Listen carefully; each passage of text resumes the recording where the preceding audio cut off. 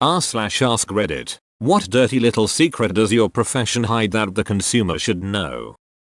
Valet driver here. Don't leave your drugs in the car. A kid took a pound out of a customer's car a few years back and the dude came back flipping out screaming at the manager. When the manager finally asked what was stolen and he told him weed, my manager just said, oh, well you can file a police report then. Goddamn. That's movie level shit. I am a welder for a company that builds roller coasters. Every single welder is inspected and x-rayed for any defect. So I guess this doesn't apply, but just so everyone can feel a little bit safer I figured I'd let you internet people know. Holy shit, a positive one. Stay strong little post. The post will stay strong. It's been inspected and x-rayed. Every driver of a truck has nodded off at one time or another, making them an 80,000 pound death missile. I worked receiving at Costco for 5 years. I can attest that these people are sleep deprived as duck. They always look like zombies when I buzz them in. That, and apparently Swift Transportation doesn't offer their employees dental. Swift would let my dogs drive if they had thumbs and could reach the pedals. I get paid to tell you what your employees have been telling you. I interviewed with a consulting company that step 1 of their consulting process was to literally go in and ask the employees which things needed changing. They'd make the changes in different stores and find out which changes worked and which didn't and which had interactions.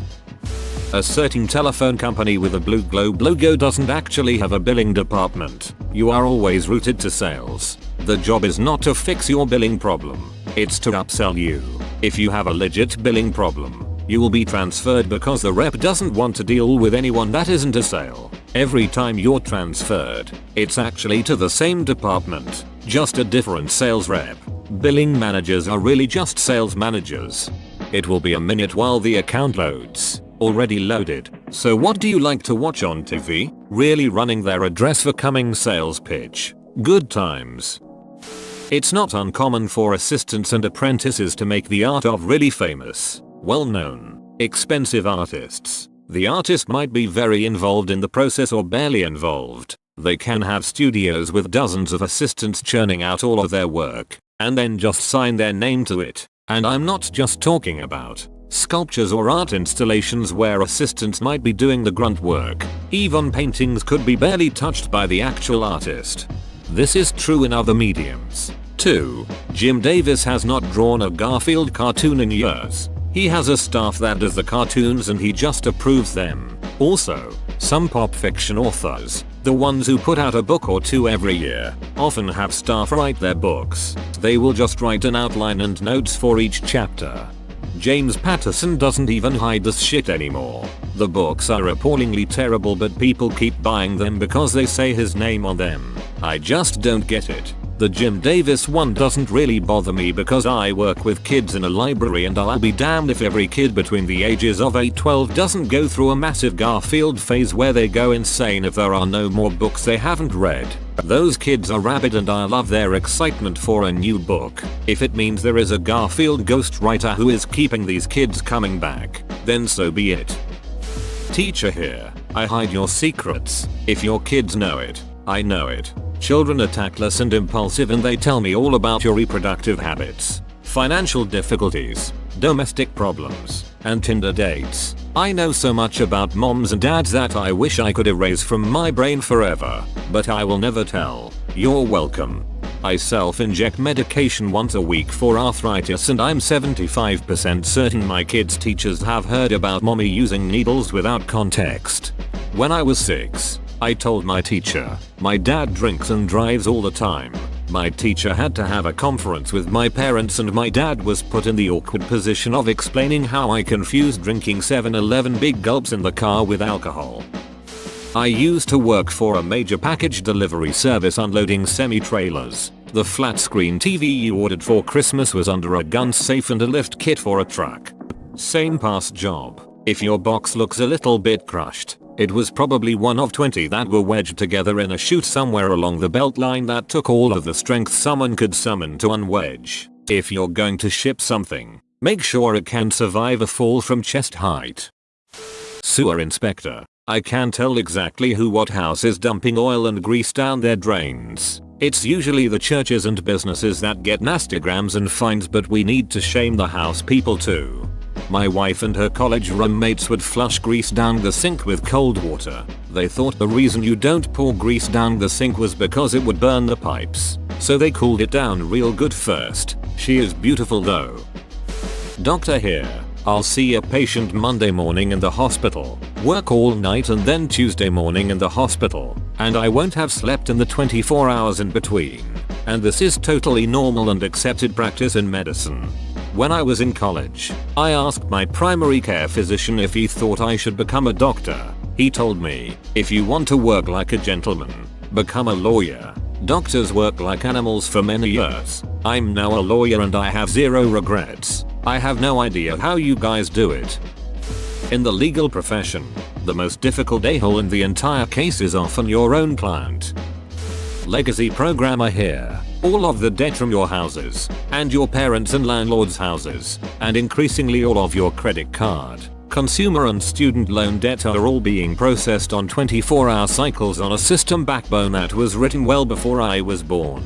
And I'm old, in Reddit terms. I work in mortgage servicing and tinker with the spider webs that hold up the economy as we know it. It's pretty complex, because everything runs on spit and promises and equal parts sunshine and darkness. We find ways to squeeze tiny bits of performance improvements out of an impossible system so that we can immediately put more load on it. If you want to guarantee yourself years of work in an environment you'll probably hate, learn to code in COBOL. Most of the people in my debt are within a decade of retirement, if they live that long. Our company pays college kids to learn on the job now because there are no new COBOL programmers. I hate it. It's a chore to get up and go in every day. It's my dream job and I'm lucky to have it.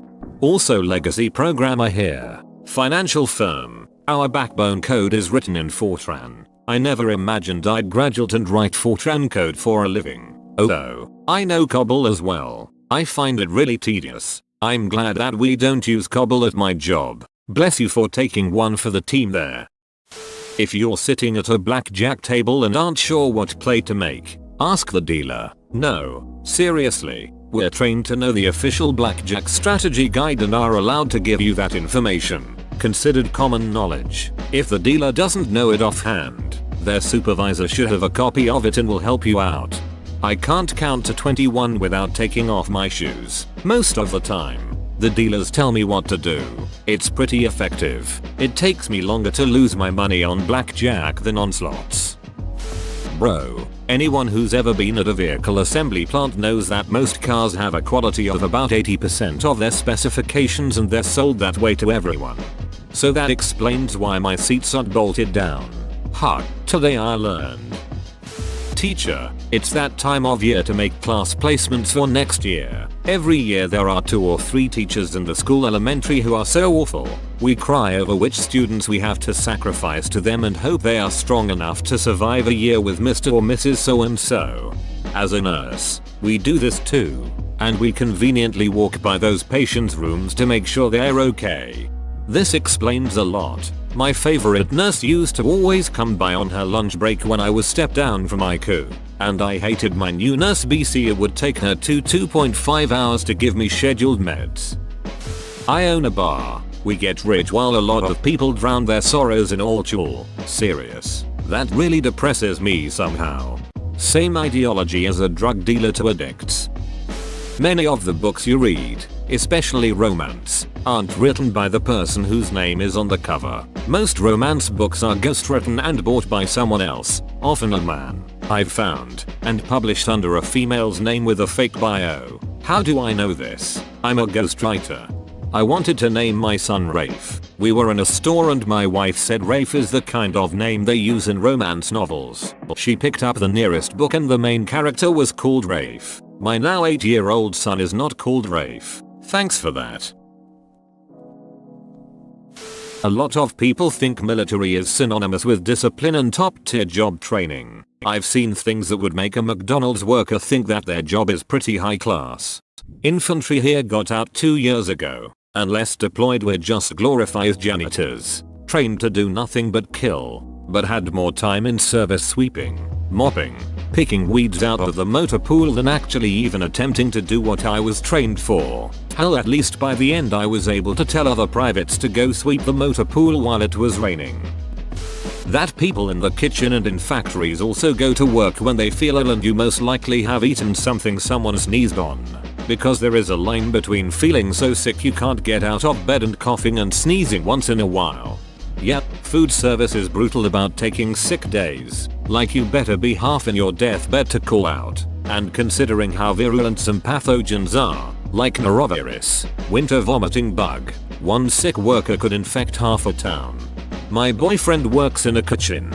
We got sick from something a co-worker had and were shaking, getting hot flashes and chills, violent diarrhea and vomiting, and the other manager wanted him to come in to do a catering order for 500 people. Took 3 hours on the phone arguing and a doctor's note before his co-worker dropped it, but he was passive aggressive for weeks. Very few institutions get computer security right. The fact that nothing catastrophic has happened yet is nearly a miracle. The gym you bought your membership from probably printed your credit card details onto a piece of paper. The membership consultants then punch it into a machine and throw it into a dumpster out the back. They also saved your email to the mailing list regardless of whether you check no. And it was not in fact the last 10 memberships on offer. They are limitless because 90% of members never go, and you probably won't either. Cheers for the donation. After working in the travel industry, I can tell you that hotel room rates are often not fixed prices. If guests come to the front desk and ask the price, we generally start at the high end. Most people accept this as fact and pay up. However, if a customer is hesitant or threatens to walk out, we can sometimes drop the price to keep them there. Often there is a bottom line price set by the owners. We can't go any lower than that or we lose money. Wash your fruit. We find spiders hanging out in grapes and berries all the time. Your friendly neighborhood grocery store employee. Software development. You will always be pressed for more time and money. Your product will almost always launch with major bugs and issues. You will spend most of your final moments before go live fixing as many of the visible issues as you can, and subsequent updates actually getting the product to where you envisioned it as you were building. Bakery owner here. If you order a custom cake, we will charge you a fair price depending on decoration, size, flavorings, etc. No matter what type event it's for. We don't upcharge you for weddings. As much as Reddit likes to think, we will, however, upsell you. You want white cake? That's fine. But this Genoese sponge is much tastier and costs 0.75 more per serving. You want a lace wrapped bottom? What if I hand piped lace all over it? It would be much more beautiful and cost about $100 to $500 more, depending on cake size. You get the idea. Basically, if you have a firm cake budget, make sure you let the bakery know when you start your tasting. Take their suggestions if they fit within your budget. They won't try to upsell you too much unless they're a-holes, and it'll save a lot of disappointment. People love to think they're getting charged out the ass because it's a wedding, but really they usually have had no prior experience with the things they're being charged for and therefore don't know how much it should cost in the first place. Most people aren't hiring a catering service for 200 people on a regular basis, or like $150 for a wedding dress hem. A lot of people will think that's gouging, but when your hem requires carefully removing delicate lace and restitching by hand, yep, that shit ain't cheap. I don't care if the place next to your office hems pants for $8. This ain't duckin' pants. If your baby is in full-time care, 40 plus hours a week, the odds are that we know about their milestones, rolling, crawling, walking, talking, etc. before you do. It's just because the majority of their waking time is spent with us. We don't tell you because working hard to provide for your kid doesn't make you a bad parent, and we don't want you to feel like you're missing out. Most everything at Applebee's besides meats are microwaved. It is against Walmart's company policy for hourly employees to call 911 in the event of an emergency. Rather, they must notify the nearest manager, which could take anywhere from minutes to weeks depending on where the manager is, what they are doing, whether the hourly employee has a walkie, etc. Employees can be, and have been, fired for calling 911 to report an in-store emergency. I'm an advertising photographer. Pretty much anything you buy based off the work of my industry won't be as nice as it looks in the ads. We put a lot of work into making something that's worth $5 look like it's worth $50. Pretty much anything food based. A real fast food burger looks much sadder than advertised. Accounting. That the appearance of everything is fine is more important than is everything actually fine. Financial statement sign-offs by accountants are becoming more like rubber stamps. Accountants are blessing financial statements that haven't been properly vetted because of cost constraints engulfing the industry. It's only a matter of time before the next Enron accounting scandal. Not really my profession anymore, or a profession at all, but I used to work the production line at the Swiss Colony Bakery. For those who aren't familiar, it's basically mail order gourmet food. Quality control in that factory was nil. 75% of the workers had little to no training. When promoters came through to do a video, they had to bring in extra people to make it look busy. They also had to scrape a couple foot tall mounds of chocolate off the floor, sweep up the dead bugs, and very carefully not pan up to show where the ceiling had been on fire. Anything you order from them has a good chance of being damaged, tainted, or modified. If you enter a sweepstakes or contest, some sites will use your friends list to decide how popular/cool you are, and it ups your possibility to win. That explains why I never win, comma.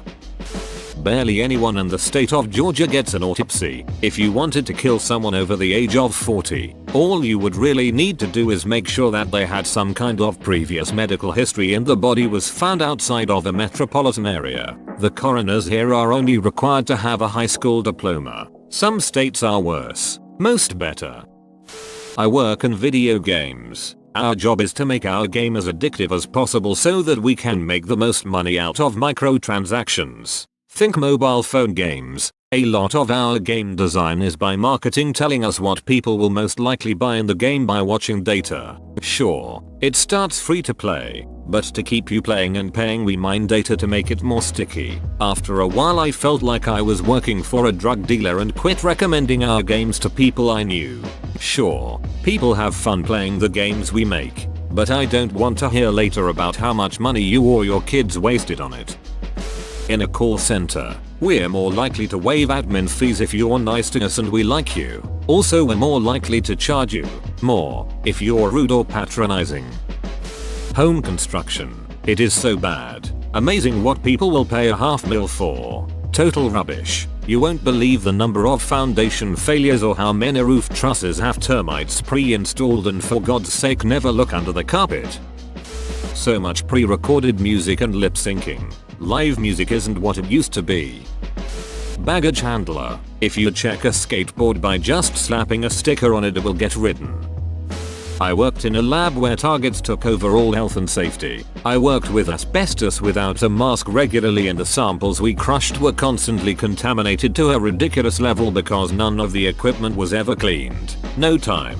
Too many targets to hit was the reason I left. I hate being forced to do a bad job. Therapist in a skilled nursing facility here. Some places will hang on to residents well past when they're ready to go home to suck up all the Medicare money they can. Others send them home too early in hopes of getting a good rating from the insurance payers, and therefore more referrals. I'm lucky enough to work in a place that doesn't seem to do this. Whoa, you made it to the end? You're a ducking beast. I'll cut you a deal. Smash like and subscribe for more curated content, bruh. It's free and that's a great price.